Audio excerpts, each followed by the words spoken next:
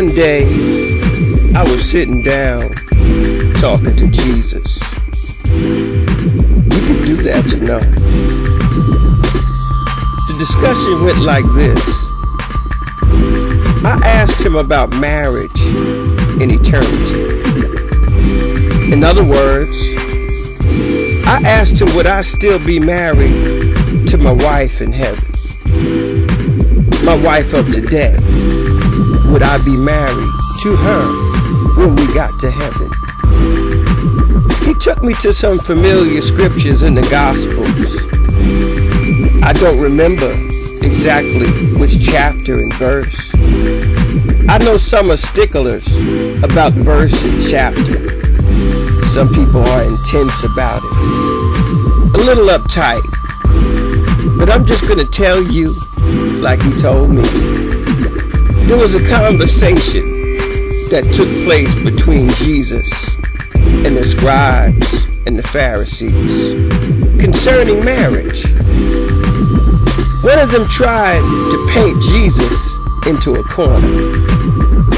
He said to Jesus that if a man married a woman and died, and his next of kin took over as her husband, and then he died, and another became her husband and died, I think you get the picture. She has a number of husbands in life who died while married to her. He wanted to know which one would be her husband when they all got to heaven. Jesus told them that in heaven we wouldn't be given in marriage. They took this to mean that no one would be married or husband and wife in heaven. But when it came to the scribes and the Pharisees, they were against Jesus. They were not for him. And Jesus never gave them a full answer. He only gave them just enough information for them to stumble over it and make a fool of themselves. So Jesus pulled me to the side. He reminded me that in the Old Testament, that to be given in marriage meant that the marriage was arranged.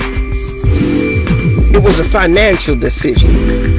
Parents married their children together in order to keep wealth in both families. Love was not the bottom line. What each family had to offer the other was the bottom line. This was Old Testament law and reasoning. The law was good, but cold and unfeeling. When Jesus died on the old rugged cross and rose from the dead on day 3, as he said before he died, it was all finished. We came into a new testament, a new covenant, a new agreement, a set of new principles that would be bound together by the law of love.